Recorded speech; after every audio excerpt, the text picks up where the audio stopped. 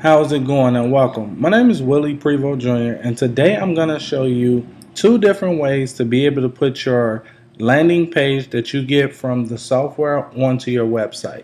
So let's say for example you don't have a website, then I'm going to show you how to get your website set up and put your landing page on there. And if you have a blog already, I'm going to show you how you can just simply create a subdomain and put your website on there if you don't want to go out and purchase another website. If people recognize your domain as a brand maybe, then you might want to stick with the domain name you already have. So I'm going to show you how to do those two things. And the only thing I want you to do for me, if you find this video helpful, and it's only if you find this video help me, is help me get my likes up. As I just started my fan page, I only have 1 like. So let's get started. Right now, this is my goal to get this website up, and of course I've tried it out already to make sure that the training go off without a hitch, but you know how it goes when you're recording. Sometimes things just happen. So let's get started. Let's say, hypothetically speaking, you're brand new and you've just purchased your website. You've just purchased the domain and you've just purchased your hosting account. Well, if you didn't purchase your hosting account and your domain name together, which no one recommends you do that in the industry, then what you have to do first is you have to connect your domain name to your hosting provider. So the way you would do that simply is, if you're using GoDaddy, and I'm sure if you're not using GoDaddy, then it will be similar. You'll just simply go to whatever domain name you want to use and press launch, or open that domain name account manager. And what you're looking to do is you're looking to go to where it says name servers, and what you're looking to do is set those name servers.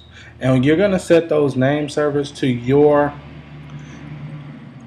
hosting account server names. So it's going to be 2 server names, server name 1 and server name 2. So what will happen is, if you don't know your server names, you can easily just call up your host provider, or you can find them located in your email when you set up your hosting account. Pretty simple stuff so far, right? So after we've done that, we simply just want to erase out what was in there and simply press OK. Then what we want to do is we want to come over to our hosting account. For me, I used HostGator, and my setup is a little bit different. If you're on HostGator, you'll have to scroll down a little bit just to get to the add-on domain section, because that's what you have to do. Now, GoDaddy tells you that you have to wait 2 hours before you can do this part. It's more like 30 minutes, so you can easily set the name servers, go get a snack, come back in 30 minutes, and it'll work just fine. And at this point, what you want to do is, now that you've set those name servers, you need to tell HostGator to go get that email address, rather that URL. And the way you do that is you press add domain names. And what I usually do here is I'll just paste in the name that I want to use, because oftentimes I'll mistype something, and then when I go to setting up the website, it's not working, and I'll find out later on that I misspelled the domain name moving fast. So what you want to do after you do that, you see the subdomain name and the FTP username automatically populates. Well, you don't want that to do that. You want to create your username for your FTP client yourself, because when you get ready to use your FTP client, which we're finna do in just a moment, you want to make sure that you can log in with your username. So you're going to just simply change that to whatever you want it to be. For me, I usually keep mine simple and just put Prevote, which is my last name, and a few letters at the end. So with your password, you just want to make your password as simple as possible for you to remember, of course. And after you do that, you just simply want to confirm your password. Now, after you do that and you've done this part, you simply just want to click add domain name. Now, I'm not going to click add domain name because I've already done this step, but with you'll simply click add domain name, and from there you'll be all set to go. You'll get a success sign. After it says success, you want to go over to a website called FileZilla, And what FileZilla is going to allow you to do is it's going to allow you to use the exact same program that I'm finna do a demo with. It's 100% free, and you can just follow along step by step. And I'm sorry, that's FileZilla.org if I'm not mistaken. Which the link for you will be in the bottom, so you don't have to guess like I'm doing. I probably should have just went to Google in the first place and typed it in. And this is the one we want. So it's going to be your second one. That's the one you want. And it is FileZilla-project-org. So that link will be for you in the description. You don't even have to worry about it. So now what you want to do is, depending upon what device you're on, if you're on Mac, then you simply just want to click right here and download it. If you're on Windows, then I would go with what they're recommending, which is right here. Once you've downloaded and have it installed, we can go on to the next step. So you can just simply pause me, download it, install the software. Okay, so welcome back. So now at this point, what we're gonna do is we're actually finna head over to our client, which is right here. So the way this works is, let's say that we want to connect. We have to connect to our website. So the way we connect to our website is using our information. So your host would be ftp.your domain name. Your username would be whatever username you just set up, and your password would be whatever name you just set up, and your port number would be 21, or you can just leave it blank and it'll work either way. Then after that, you simply just want to press enter. After you've pressed enter, you want to go down to where it says www, and you want to look through all the websites. And the reason why you want to go to www and not WP content is because, not public HTML, is because this is going to be a website. This is actually being treated like a website and not a WordPress blog. So it took me a minute to figure that out or to realize that, but yes, these are being considered websites. So what you'll do is, for me, I'm looking for elitemarketingempire.info. So what I would do is I would just scroll down until I see it, which is right here. I will open that folder, and as you can see, I have some files already up in there. So what I'm going to do really quickly is I'm going to delete these files out of here, and it'll just take a few seconds to do that. And in the meantime, while it's doing that, we can scroll over here, and you should have your page generator.zip file already. So what you're going to do with that page.zip file is you're going to unzip it.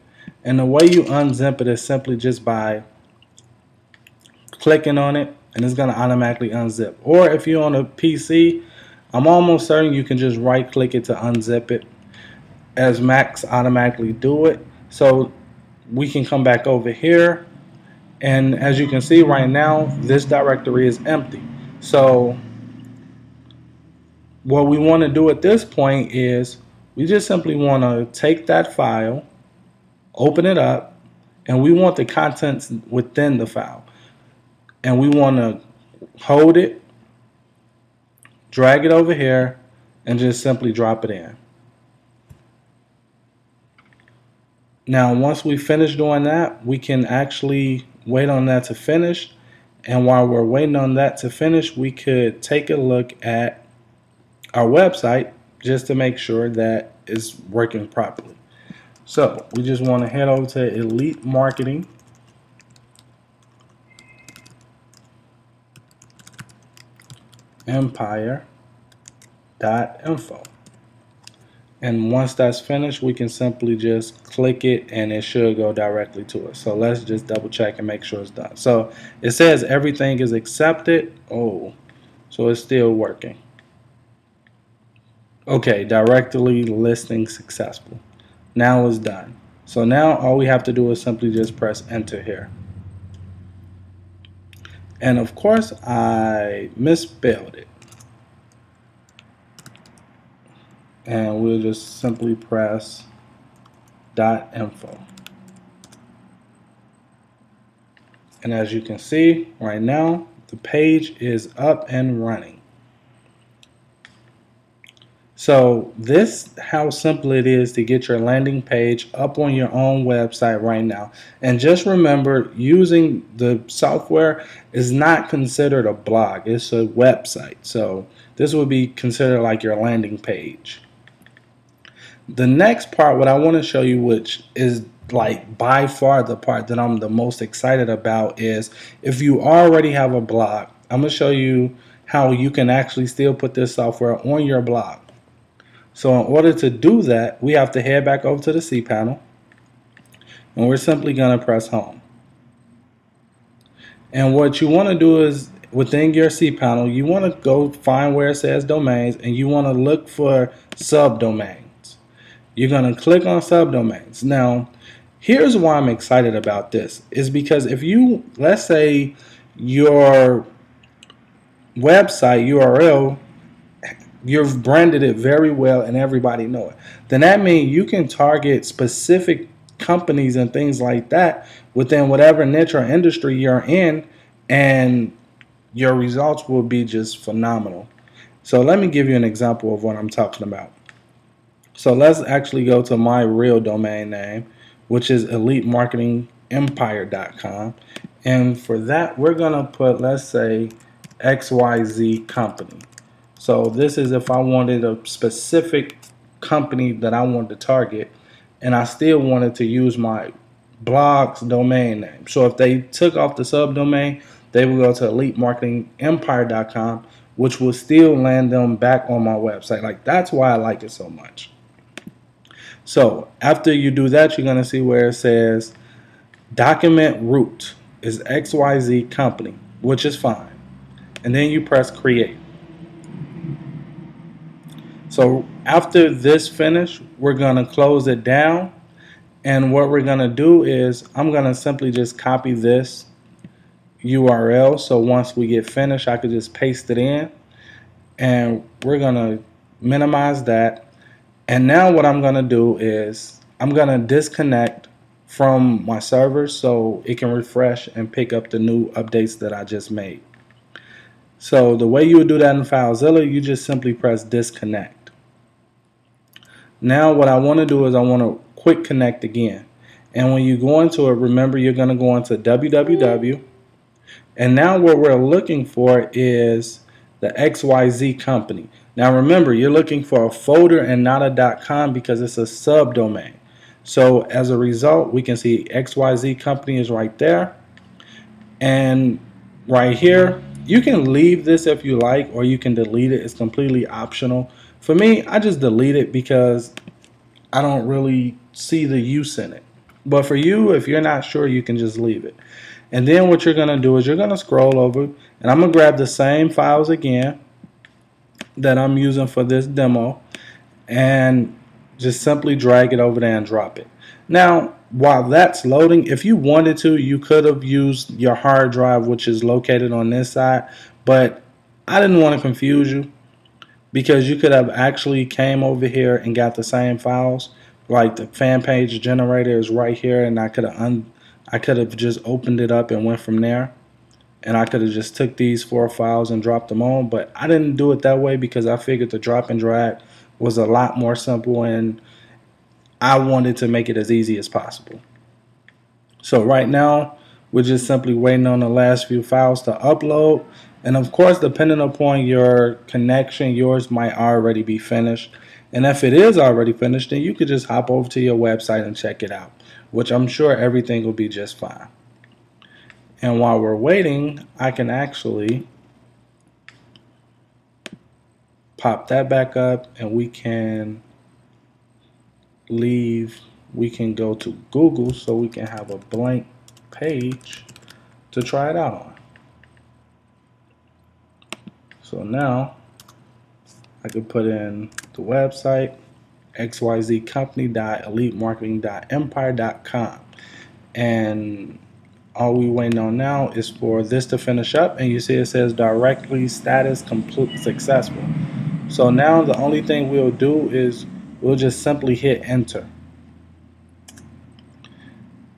and as you can see, you now have